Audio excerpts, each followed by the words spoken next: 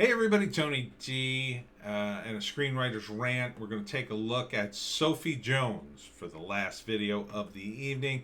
Looks like a very indie movie from Oscilloscope. We're going to check it out. Smash like and subscribe. Thank you for smash liking and subscribing. Please check out my books, link in the description. Also, we're on BitChute and Rumble. Little Jones asleep on the couch and I'm wrapping it up for the night. Got to make some comics. And oh my gosh, it's 11 o'clock. I gotta get to sleep. So yeah, this is your protagonist. I forget her name. I guess it's Sophie Jones.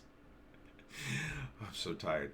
Anyhow, I think her mother passes away, and she's dealing with it. So she's telling the student counselor, oh, "I'm not self-harming, and I'm being good." And then it cuts to her making out with boys and dancing to rock music in the car, and then sitting alone, and then this is her best friend, and it's about dealing with grief.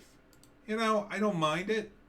The reason I don't mind it is it's not like a typical drama where it's just like every little bit of the drama at a high school is just pulled in, and it's very.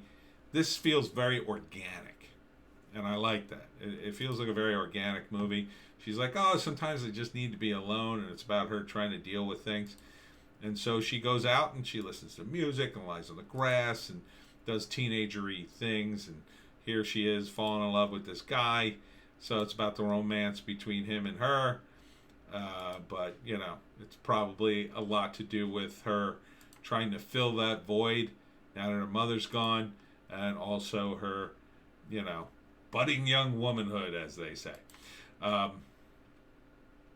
So, here they are hanging out and having a nice date. And then they go out to, he sings that song that's in the background of the trailer. And then, they're out walking around and just having some fun. And it feels pretty random. Now, that being said, there doesn't seem to be a lot going on here. So I imagine this is a drama that's mostly dialogue driven. Feels like a very indie movie. Let's look at the creds. Written by Jessica Barr and Jesse Barr. Directed by Jesse Barr. Okay.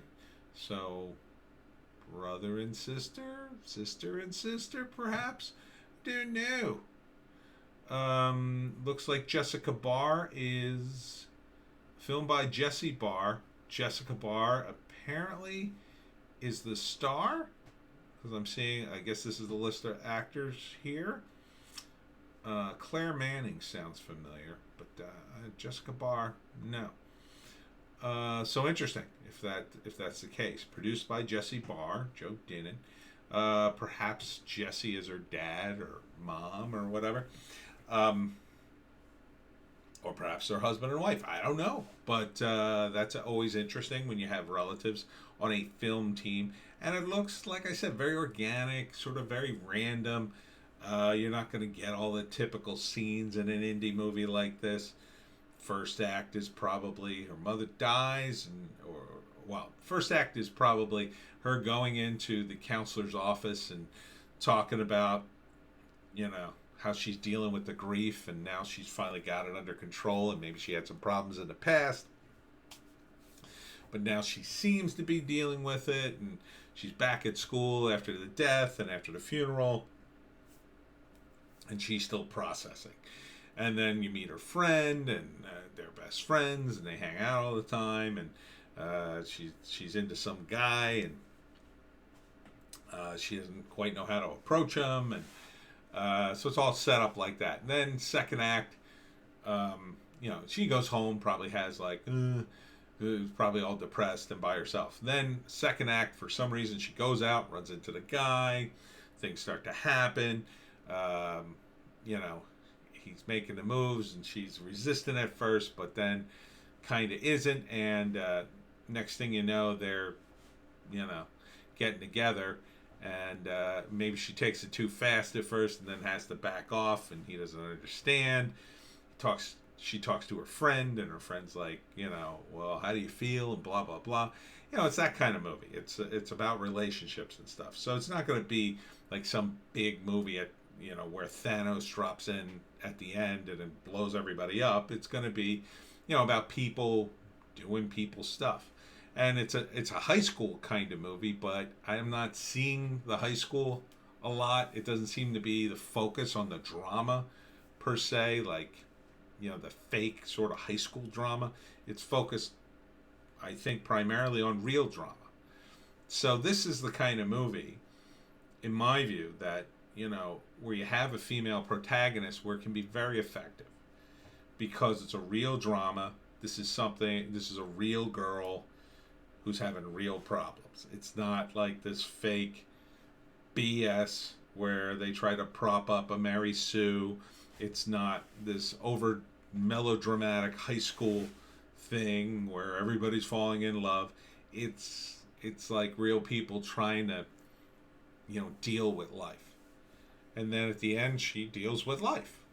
I would say that would be the ending. Movies like this, they kind of just end. Right? There's just a scene where like they're talking and they come to some conclusion, and then you hear music, and then it's like cut to black and then credits, and you're like, oh, it's over. It's usually good when that's a surprise, because then you like, the movie kind of flew by and you're like, oh wow, phew, that's over already. Wow, that's the kind of reaction you want. You don't want a reaction like, oh, that's it. You want people to kind of like, oh wow, that was pretty good. You want them to kind of want a little more. So you don't want to overstay your welcome. You kind of want to get to all the major story parts, pay them off, and maybe you have a denouement, and then you're out.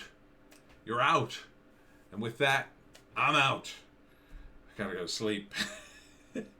I'm very tired. Long story, just a lot of drama in my life at work. But the weekend's here, and the weekend is for sleeping.